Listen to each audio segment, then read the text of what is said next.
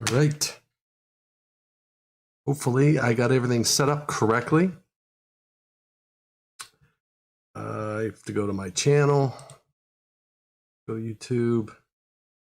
All right, I think I'm live. It's 12 o'clock on Friday. I better be live. Today's Q&A Friday. It's right there. And we are going to answer a few questions that I have seen recently. And I believe I'm streaming. Why is everything offline?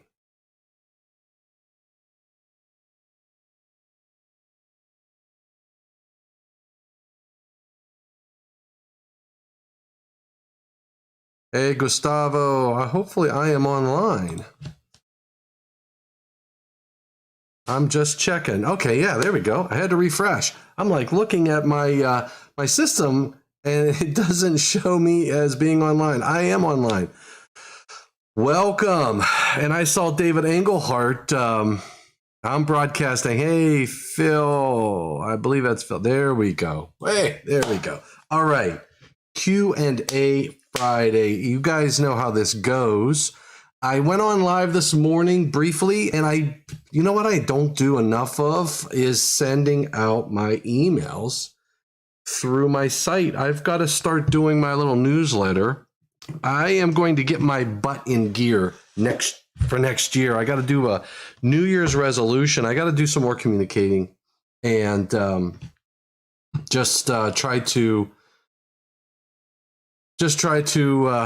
share as much as I can with what I'm, when I'm going live, all that good stuff. So David Engelhardt, FLL, you're going to fly to PR for the weekend. Excellent. Happy birthday. Happy 60th, brother. Glad to have you online. Greetings. All right. We got Gustavo. We got Phil. Thanks for joining us, Gustavo and Mr. Engelhardt. So happy birthday, brother. All right. So I just need to open up another here. So I had some really interesting questions this week and last week, over the last couple weeks.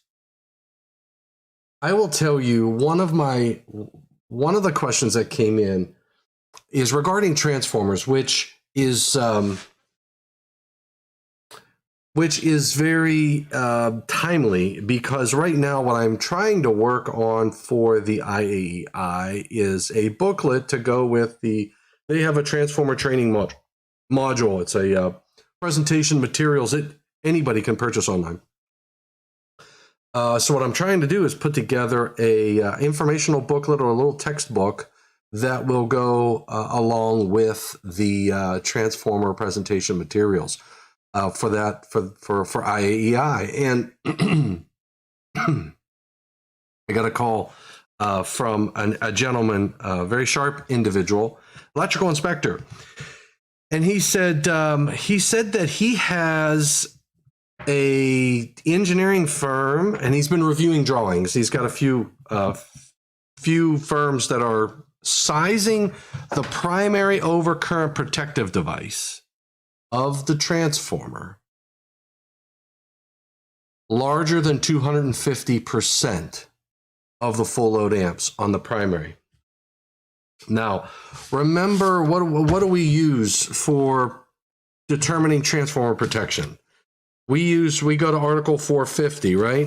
There's a few areas in the code that we need to consider. So here's where the discussion went. We went from talking about just the 250% rule to proper conductor ampacity and proper protection of the conductor. And then somehow we migrated over to motors as well in this discussion / debate. I'm just going to open, so bear with me. You know what I can do? I can do this. There we go. So, I gotta shut that off and do that. Jeez, oh man, there we go. All right, so we go to 450. Let's just talk transformers first. Transformer protection. Remember, in 450, where there are two tables. 450.3a talks about the maximum rating or setting of overcurrent protection of transformers over 1,000 volts. And 450.3b talks about the maximum rating or setting of overcurrent protection for transformers 1,000 volts or less. Now, and it's all based upon the all of these sizing of the overcurrent protective devices are based upon the transformer, a percentage of the transformer rated current, which is your full load amps.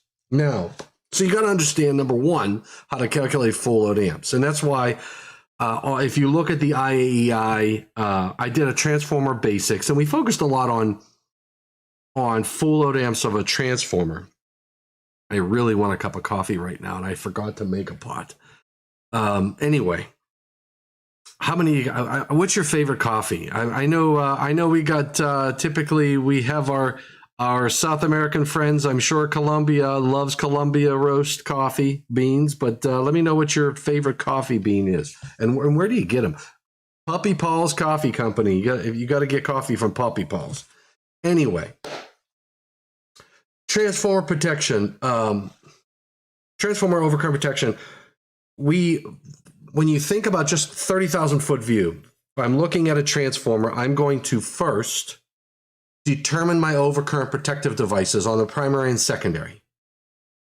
Then I'm going to pick my conductors based upon the conditions of use, which normally I don't believe you're going to have a lot of, the typical adjustments from a condition of use perspective is driven by what? By how many conductors we have in a raceway, all that jazz. But really, if you have a transformer and you have a primary overcurrent device and you have a secondary overcurrent protective device, you're not throwing a bunch of conductors in a raceway. Donut shop coffee. Yeah, you know what, David? I've tried the Starbucks. Two of my favorite coffees. I can't drink Starbucks anymore. I don't know what it is. I don't know. I don't know what it is about Starbucks coffee. I just can't drink it.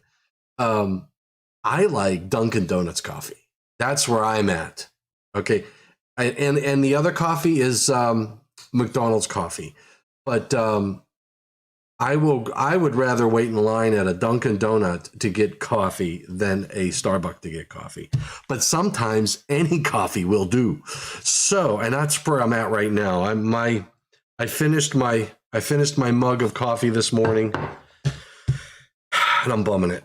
Anyway, so first thing I do is I pick my overcurrent protected device. Then I pick my conductors. The conditions of use for the conductor are going to be very simple. You're not going to be having multiple conductors in a raceway. It's going to be a very straightforward calculation. Now, I say that. Okay.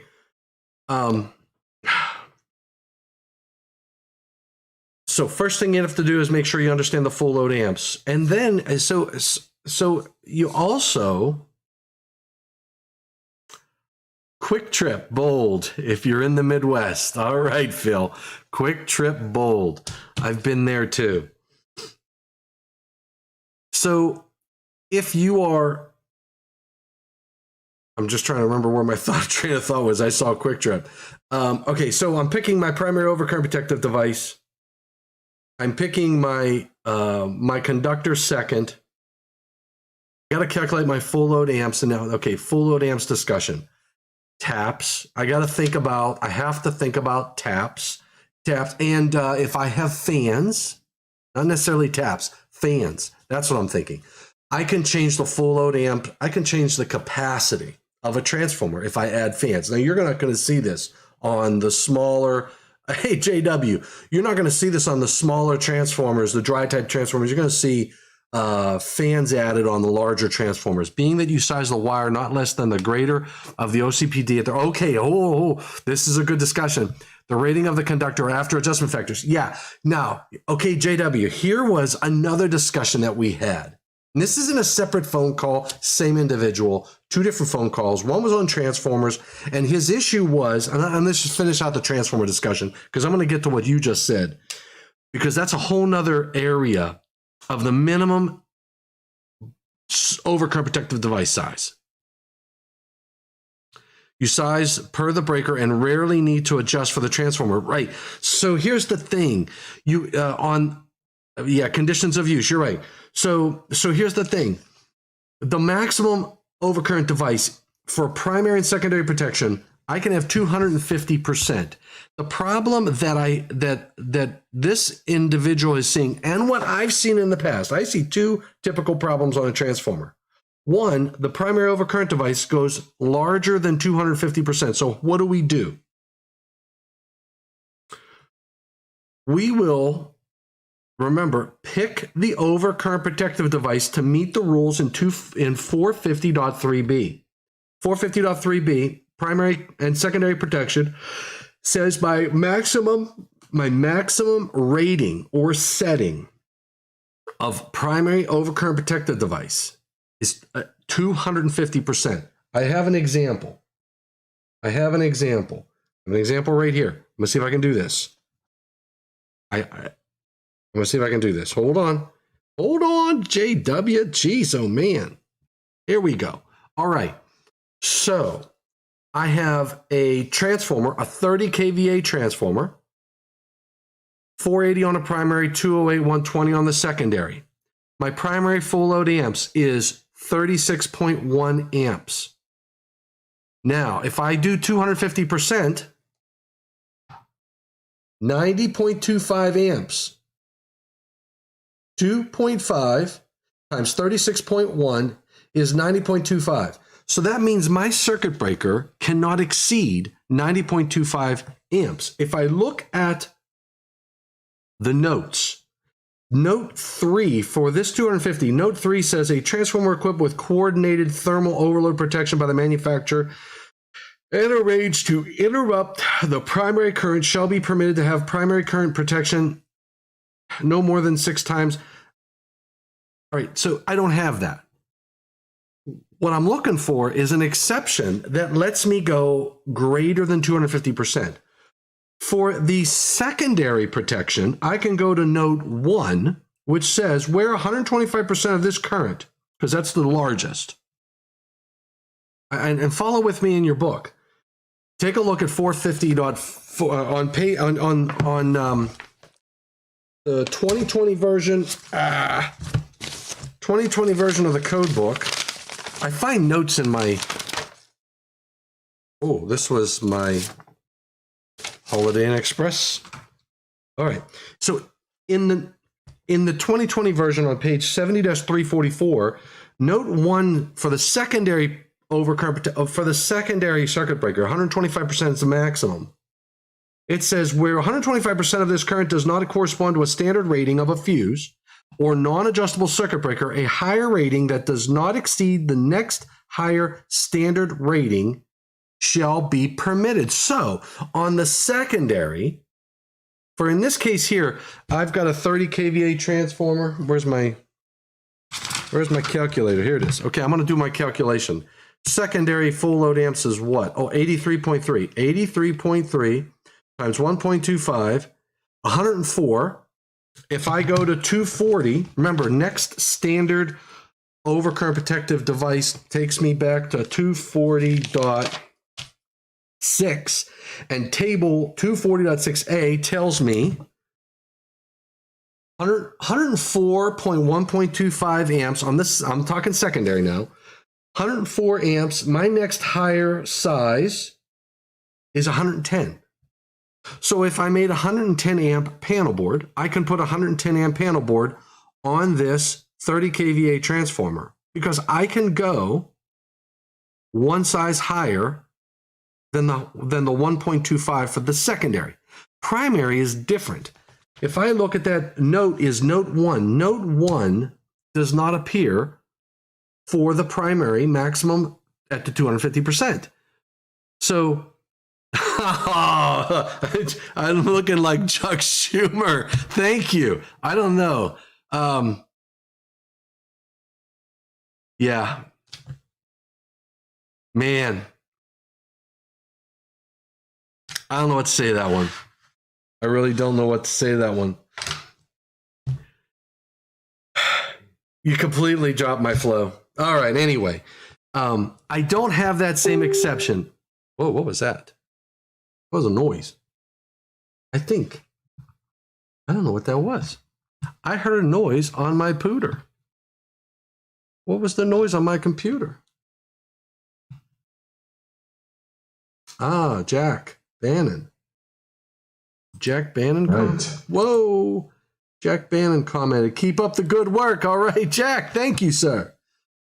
Oh, yes. One comment. All right. Sorry. I think. Okay. So I can't go for this primary device, which my 250% is 90.25.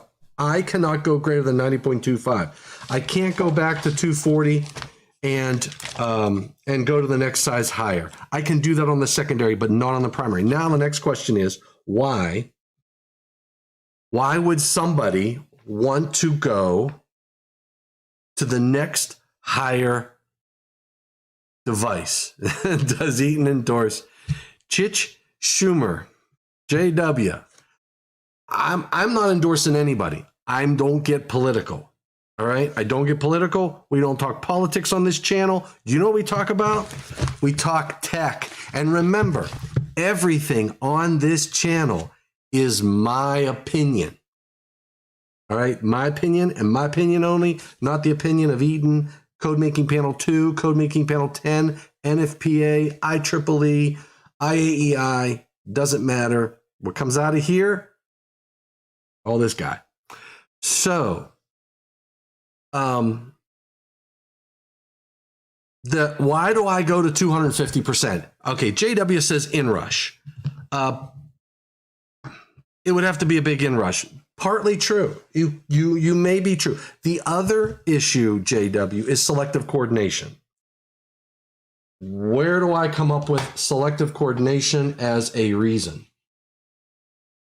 I'm going to tell you where I come up with that. I need to plug this in, so bear with me. So I'm going to try something. I'm trying some new tech. I have my ATM Mini Pro, and I am going to draw something for you. If I can do this. File. I need talking paper.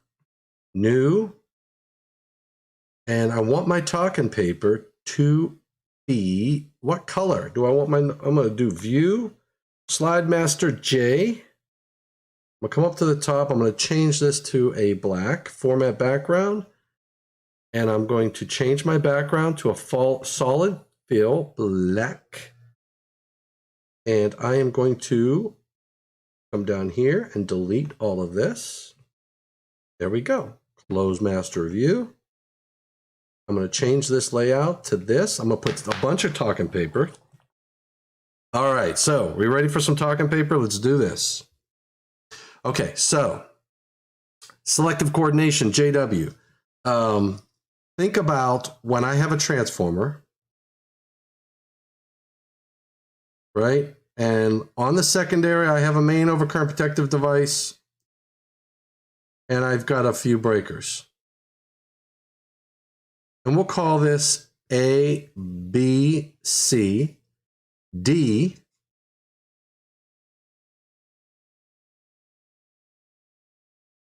E. Whoops. All right, so I have A, B, C, D, and E. And I'm going to put a white one there. Okay. Now, hopefully you can see that. I can't adjust the whatever. So selective coordination with a transformer.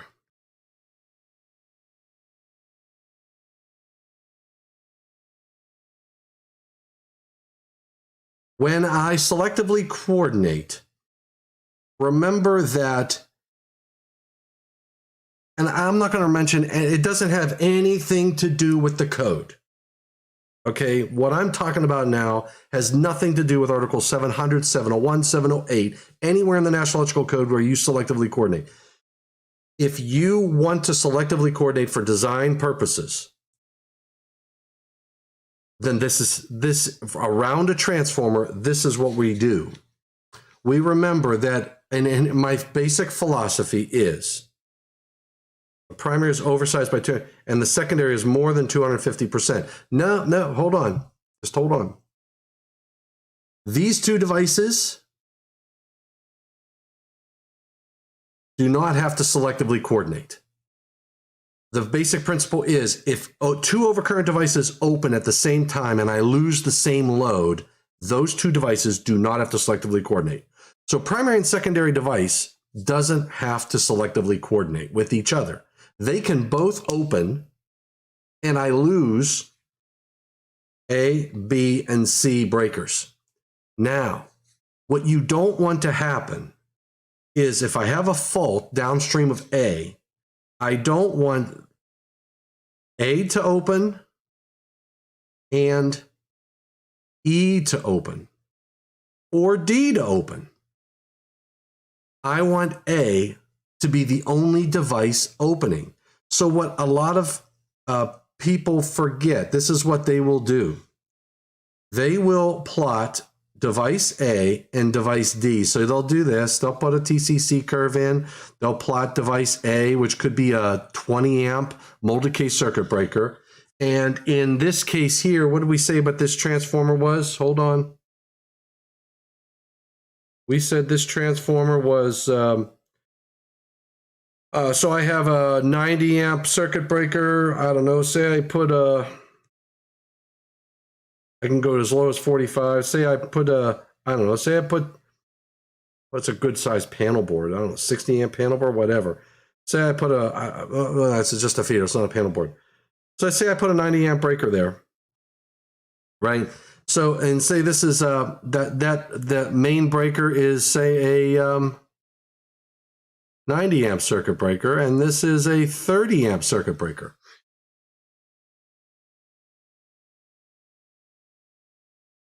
So what happens is, how do I selectively coordinate device E with device A? How do I selectively coordinate and compare the curves?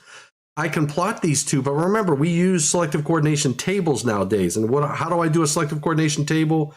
I take two circuit breakers, I put them in series, I shoot current through them, and the current value at which they both opened, that's the number I put in the table. They're both at the same voltage. So the trick of the trade here is when I compare device E with device A, I look at the upstream of fault current. So I look at the fault current on the secondary, I short circuit here, and I reflect that to the primary, I short circuit reflected, and then I go into the tables and I compare the two. I've got to make sure, or I can just reflect that primary over I can reflect the short circuit current from the secondary to the primary and plot it on the curve. And if it is less than the instantaneous pickup of the upstream device, then I know the downstream device will open and this upstream device, that main overcurrent device, will hold its contacts closed. So I've got selective coordination at the available short circuit current on the secondary of the transformer. So in many cases, I've got to bump up the primary overcurrent device size to achieve that selective coordination. Now, that's typically what you'll see engineers, why they would use the 250% that I've seen. Hey, we've got Ireland in the house. We had Japan in the morning. We've got Ireland. We're just missing Felix in Colombia. This would be this is already an international program. I have a Guinness on me. So, anyway, okay, so in any case, that is, I'm going to discard those changes. And that's my talking paper. I found a new way to do talking paper. All right, so that is how we pick the primary overcurrent device. Just the moral of that story is do not go greater than 250% on the primary. So, and thank you, Jack Bannon. Thank you, sir.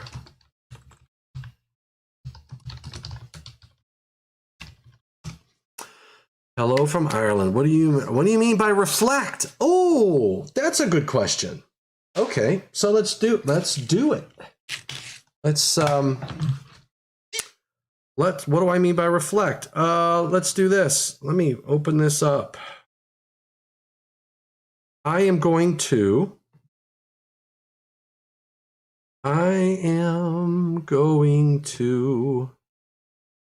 do something here.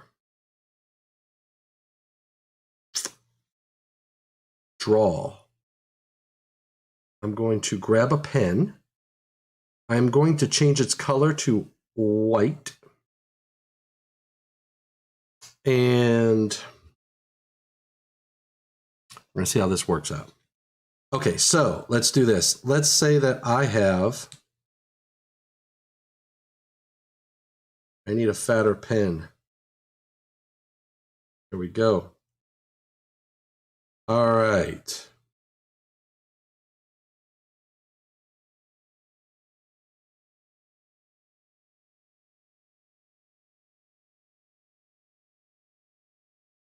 Man, that is why it's not writing. What did I do? All right, let's do this. Let's go to presentation mode. I'm going to flip the channel. All right, here we go. We've got a transformer, and let's say that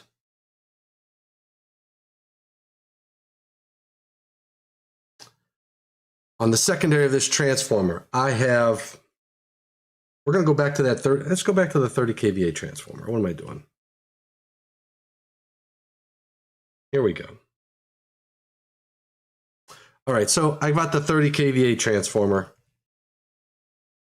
Right, so I have, you'll notice I have a 5.3% impedance. So, Mr. Ireland, here's how do we calculate the I short circuit?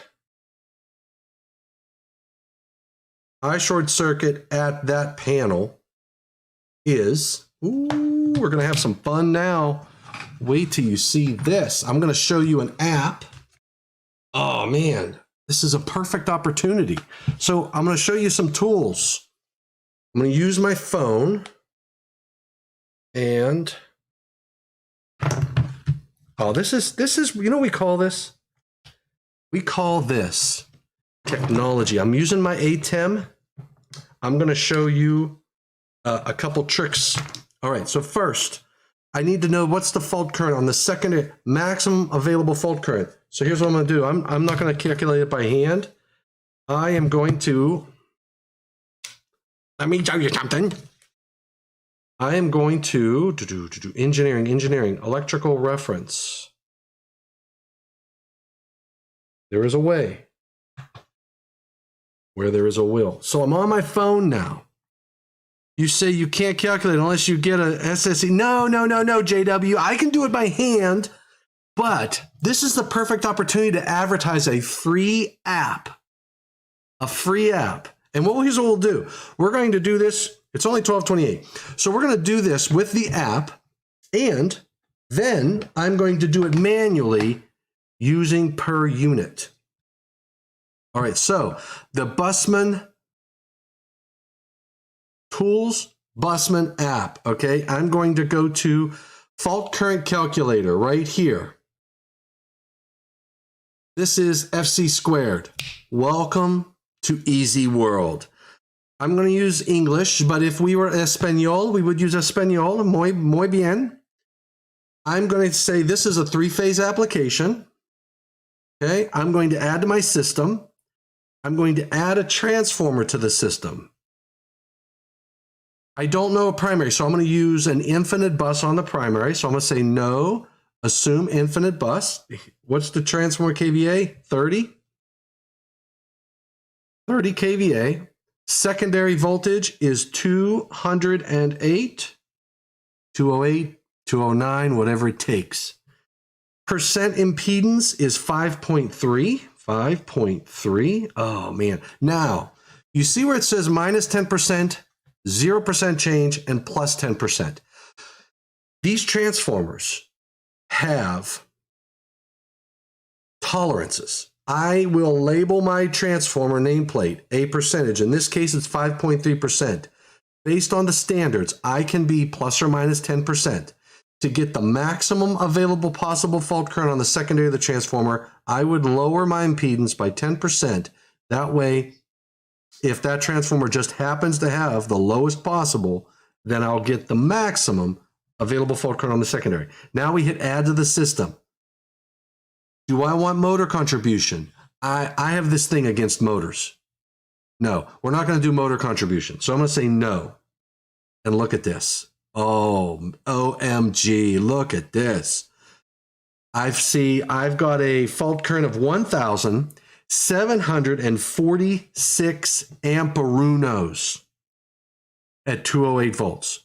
So, Mr. Ireland, I need talking paper. This is how we do it. I just need to write this down for my own benefit. 1,746 amps. Now, when we do this by hand, how do we do it by hand? How do we calculate? Remember, to determine the maximum available fault current on the secondary of a transformer, I take the full load amps of the transformer and I divide it by the percent impedance and I multiply by 100. So if I take, what is, I said 90% of 5.3. 5.3 times 0.9, that's minus 10%, is 4.77. 4.77. I'm going to do something here.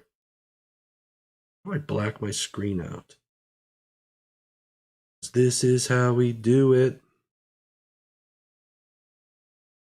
I am going to end my show, discard, do new, blank. All right, I'm going to do this by hand. Now watch this. Watch this. Okay, so I have full load amps. Full load amps was what? Full load amps, 83.3. So I got a 30 kVA transformer.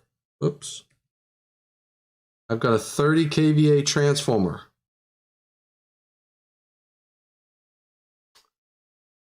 $83.3 amps. Full load amps. 5.3% Z. I take 0.9 times 5.3, and that is equal to 4.77. Right? So then I have to calculate I short circuit equals full load amps over percent Z times 100. I hope you don't mind, but I've shared this channel with my fellow engineers. Why? Because I like it! Yahoo! Okay, so full load amps is what? 83.3. 83.3 amps. I divide that by percent Z. Now, not the 5.3%. Why can't I do 5.3? Because remember, we said impedance of a transformer can be plus or minus 10%. So I divide that by 4.77% impedance, 4.77%.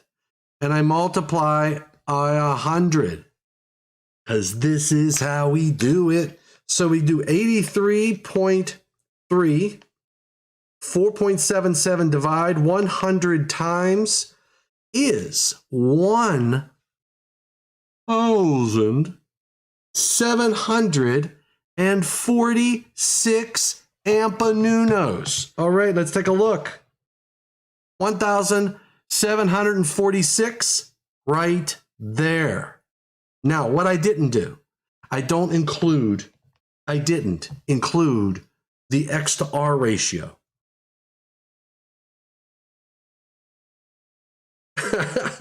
I'm a crack. I'm a nut. So remember, how do we typically do this? How do we typically do this? If I was going to, I'm going to erase all this. You got all this, right? You can always go back. So if I was doing a short circuit study, if I'm doing SKM, if I am doing SKM, boy, how do I should be able to erase everything, erase all ink. Oh, well, you know what? I can change my color too. There it is. All right, so if I had a one-line diagram like this, a couple transformers, right? How would I model this? And let's say this is a conductor, C1. This is a conductor, C2. And this is a conductor, C3. And this is a conductor, C0.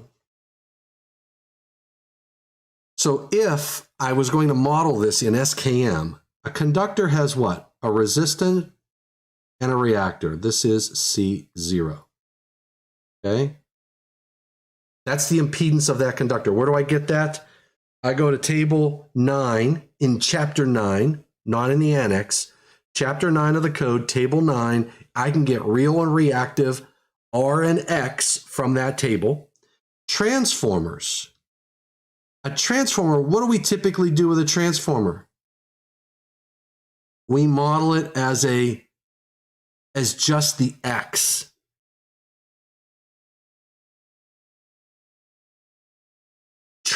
Transformers will have, what do we call, an X to R ratio. And you can go to the standards, and I'm going to have this in the book that I write for IAEI. The transformers will have an X to R ratio. You can go to the standards. It'll tell you based upon the size, and there are some IEEE books as well, depending upon the size. They'll give you the typical X to R ratio. And what does that tell you? That tells you that what do we mark a transformer? We mark a transformer with a percent Z. Percent Z is equal to R plus JX. If I know the ratio, X to R, I know how to calculate R and X. When I know the X to R, I know X over R is equal to, 4. And I know that Z is equal to, 5.75. What do I know? I know the triangle. I know this is 5.75. I can calculate theta because I know X over R. I just go back to my cosine, sine, and tangent functions. I can break it down. So what we did in our calculation was we basically just said, look, we're going to just assume that it's all X because it is one big hunk of iron, okay? So we ignored that, and that's how I calculate my fault current. Now, we're getting all of this because my buddy in Ireland wants to know how to reflect. Now, what I'm going to do is I'm going to come back to this, and I know I have a conductor, but I don't have my conductor size. Why? Because I didn't pick. So what I have to do is we got to look and see what conductor. So 104. 1.25 is 104. So we said I can go to 110, right? I can go to 110. So I can go to 110 amps worth of conductor. So let's add 110 amps worth of conductor. What conductor size? And the reason I'm doing this is because we're going to add it to, let's go to 310. We're going to go to 310. We're going to pick a conductor. So 310.16, I need 110 amps worth of conductor. 110 amps worth of conductor, I'm going to use a number 3. What do you think? Number 3? So here's what I do. I do add to my system. I pick that first one, add to my system. I'm going to add a conductor run. Length, we're going to call it 25 feet. One conductor per phase. And we're going to add a number 3. Copper conductor, 3 single conductors in steel conduit, because we love to bend steel conduit. And we're going to say add to system. All right, so there we go. 1623 amps. Pick Eaton, baby. All right, I love it. So 1,623 amps right here. So this app got me in the ballpark. And what do we do as power systems engineers? We get in the ballpark. I love to be in the right ballpark. So to answer my good friend from Ireland, my Guinness drinking, Macallan shooting friend from Ireland, 1,623 amps. 1,623 amps. Now let's go back. 1,623 amps. I need my talking paper. Here it is. All right, so we're gonna erase everything. So what do we know? Here is what we know. Here is what we know. We know for this transformer, I have a breaker, transformer, a breaker. Do this. I've got a conductor, a circuit breaker, and a panel. So this is a conductor. I know that at this panel, I have 1,623 amps, 1,623 amps. For a fault, oh, geez.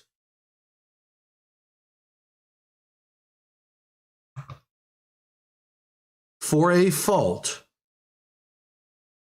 on this, in this secondary panel, remember this is what I had going on. For a fault in that panel, I will see 1,623 amps, assuming an infinite bus on the primary of this transformer.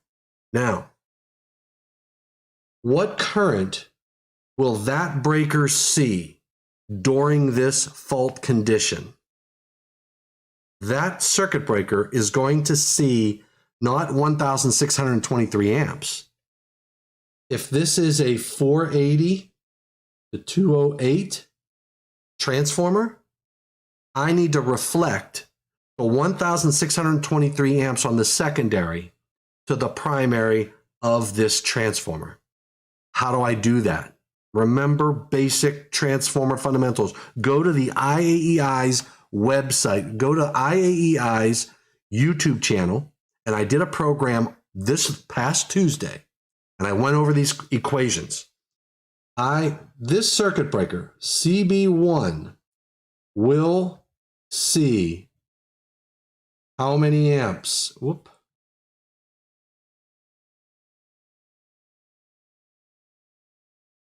It will see 1,623 amps times 208 divided by 480 equals.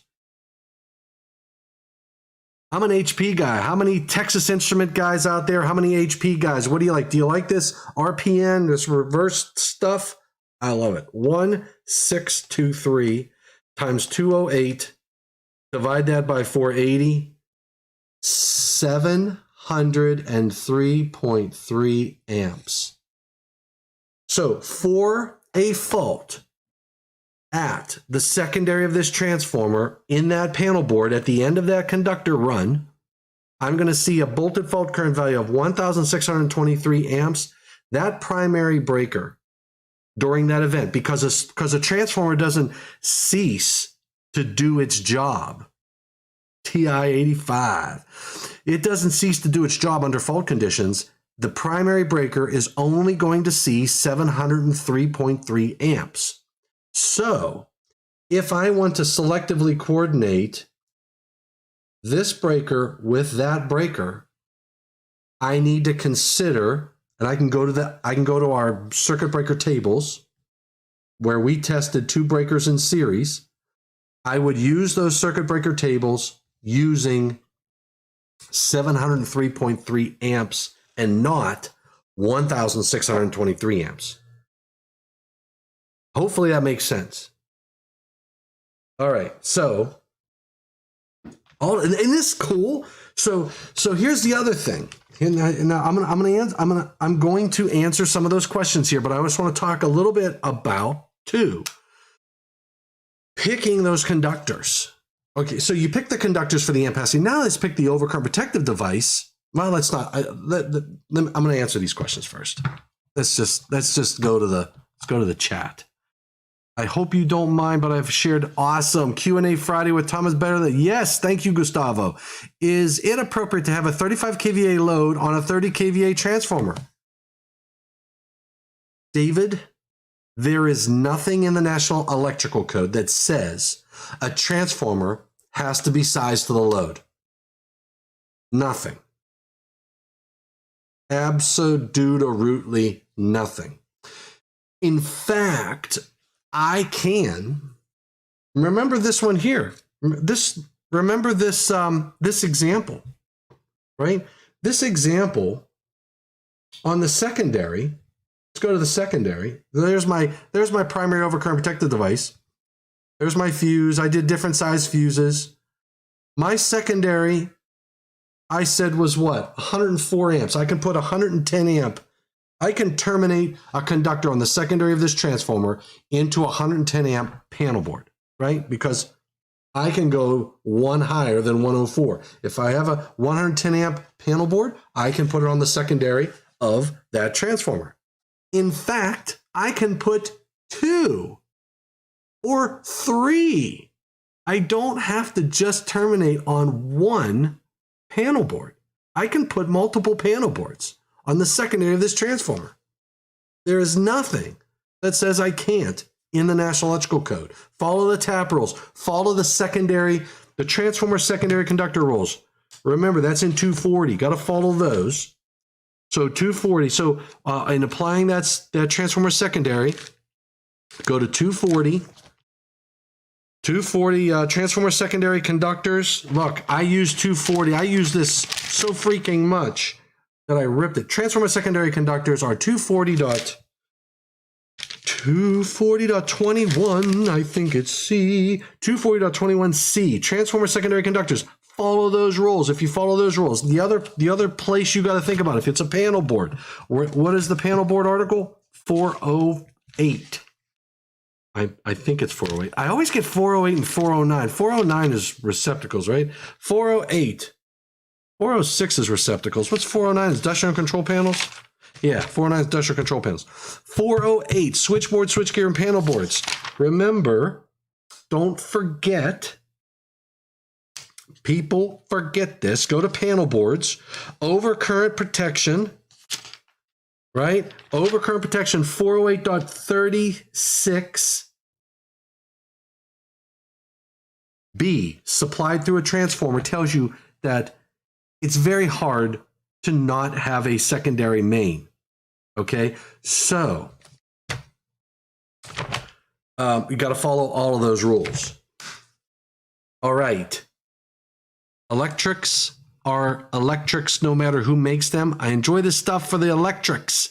Engineering has no particular partner. It's just math and understanding. Absolutely. Quality features are manufactured things. Amen. Pick Eaton. EATON.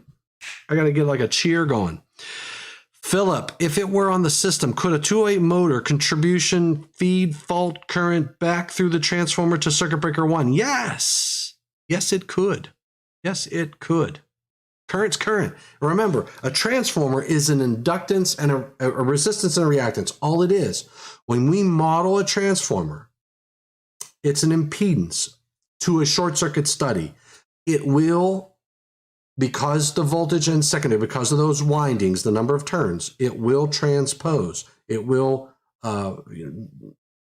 based on the turns ratio, it doesn't cease to work. It will continue to do its job. Thank you for detailed explanation. Sure thing. If it were on the system, could yes. Nikolai Tesla in the house. Need to get you a TI Inspire. It is awesome. What is a TI? TI and SPIRE. Oh, you know what I got? Oh my gosh. Oh, I got one of these. And you know what? I'm going to give this thing away one day. Anybody ever see one of these Electric Pros? Fully updatable electrical code calculator? Who wants it? Because I'm gonna probably you know what I say a lot? I say gonna. What is gonna? I want to say I'm going to, but I don't know if that's Pittsburghese or what. Gonna. Look at this. All right. Was it Nikola Tesla? Look at this. Be prepared. You ready?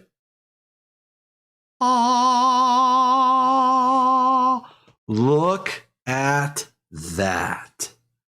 An HP 50G graphics calculator. This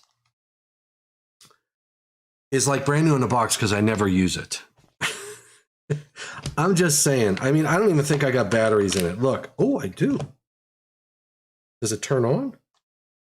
Oh, it does. And it says, warning, low batteries. So I turned it off. I gotta take the batteries out of here.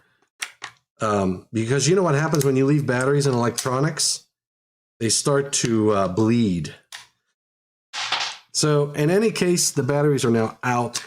I don't want to damage it. And they were low anyway. So anyhow, Nikolai, I'm with you, brother. Just a different flavor, that's all. But same thought process. Do you know how you check a battery to see if it's spent or not? Take a good battery, bounce it off of a granite top, bounce it like this, and if it bounces, it's done. Throw it away. If it's a dead drop and it doesn't bounce, you're good to go. All right, little tidbit. They leak. Yes, they do. Okay, how about them? I still have my TI Voyage 200 from university days. Gustavo, what's a TI? A TI Voyage. I gotta look that one up. A TI Voyage. Oh man, I think there was a little mouse in there that ran to power it. I'm not saying you're old, Gustavo, but I'm just saying. All right. Okay, so Transformers. Now, it's 12:52. Okay, so here's the other question that we had. Motors. Where do I go to figure out the maximum size overcurrent protective device for a motor? Maximum size breaker. Where do I go? I go to Article 430, right? Because Article 430 will tell me what the maximum size overcurrent protective device is for the application. But they do two things. They tell us overload protection and then short circuit protection, and they don't have to be in the same device, right? So I can have a magnetic only, instantaneous only. We call those motor circuit protectors for my motor. And then my overload can be a part of the starter. It could be anywhere in that circuit. Now, the question was, to me, what's the minimum size? And I'll say, well, the minimum size is going to be driven off of, and I could say you can apply this to a transformer. So the minimum size, I used to say it's driven like for a transformer, it's the minimum size, and somebody in here said it. I'm not sure if it was JW, and I had the plot of it, was the trip curve, right? So the minimum size on these like on this, whoops, wrong one. There's my trip curves, right? So my minimum size, say primary, there it is. So what's going to drive the minimum size overcurrent protective device I can put? And JW, I believe it was JW that said it, right? It's right here, inrush current. The smaller I put the overcurrent protective device, the more I'm going to run into that inrush current. But this individual, who is very sharp, he said, you know how we size a conductor. Let's just talk about picking a conductor for the load. I know what my current is. And let's say that my current is 100 amps, right? 100 amps, and it's continuous load. What does the book tell me? For continuous loads, I have to take 100 amps. Oh, I was going to do the math. 100 times 125%, right? So I went from 100 amps before I pick. This is just picking the conductor. Forget about the circuit breaker. I'm picking a conductor. It's a continuous load. I take 100 times 1.25. I go 125 amps. Now I go into chapter 310, table 310.16 in the 2020 code. 110 amps. Now, okay, remember, I have to think about well, let's just talk about the conductor. I have THWN. So I'm in the 75 degree C column. Why? Because I have 75 degree C insulation. And I go to a number 2. So, 125 amps. I go to a number 1. I go to a 1 American wire gauge, which is 130 amps. Then, so now I know that conductor, 75 degree C column, 130 amps every day of the week, twice on Sunday, continuous. That conductor can handle that for infinity. Now, I'm going to land that conductor on a lug. So what do? I go back to 110.14. 110.14 tells me some important information. As long as my lug is 75 degree. If my lug happens to be 60 degree, I can't, that 130, so I have to go to the 60 degree C column for a number 1. It can only handle 110 amps. So the 125 doesn't work. I'd have to take that up to a 1/0 conductor if the lug was 60 degrees C. But if my lug is 75 degrees C, if my lug is 90 degrees C, I'm good at 130 amps for a number 1. So this gentleman said, what's the smallest overcurrent protective device I can put on that conductor? And I said,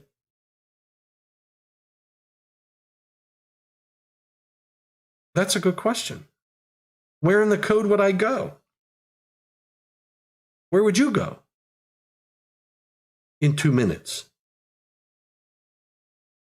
Before you get back on the clock.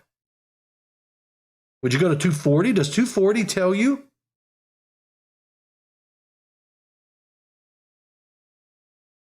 Inrush varies greatly. So, here's where I go. I go to 210. 210.20. 210.20? 210.20. 210.20. I think it's 210.19. 210.19.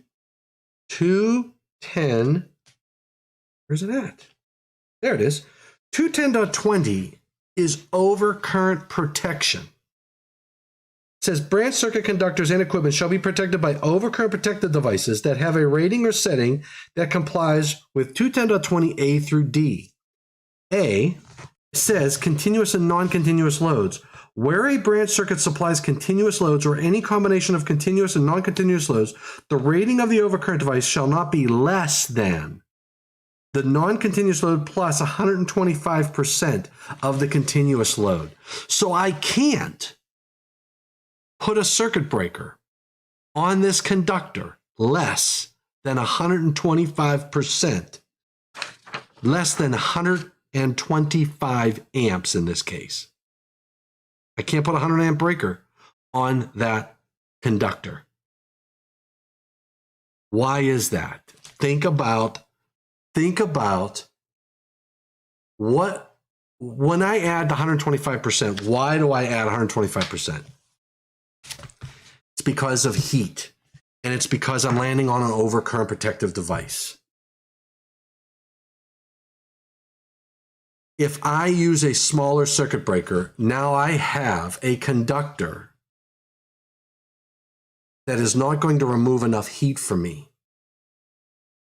I need a larger overcurrent protective device to be matched with the right conductor size based on the application so that I don't exceed the temperature rise for that overcurrent protective device. It's so convoluted. It's not very clear. There's so many places that you need to go in the National Electrical Code to properly pick your conductor and size the overcurrent protective device, let alone transformer inrush, right? And motor inrush. So you can't forget 210.20 is talking about the overcurrent protective device minimum size when you have a conductor on it. So there is a minimum size circuit breaker I can put on a conductor to protect a conductor at its ampacity.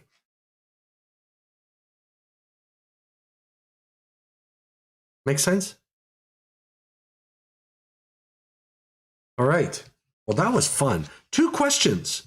Just think. Those two questions took us to how many articles in how many sections in this code book? Right here. Two simple, relatively simple, straightforward questions. And I would say that there are a lot of people that miss it and misapply these devices. So hopefully this little hour went fast for you. It is 1:02. And we did have 1 hour of fun talking about two questions, a little bit about transformers. I got to try out my A10 Mini Pro. I look kind of cool, you know, with the little pen, the magic pen. And I'll take that out. Also, how many of you out there fly drones? I'm doing some research, and I think I'm going to put together a class for using drones in the electrical industry. Phil, thank you, sir. So let me know what you guys think about drones and electrical safety, and how can we leverage that technology in. Hey, Nikolai, let me know. Let me know how you could leverage drones if you're maybe an electrical inspector.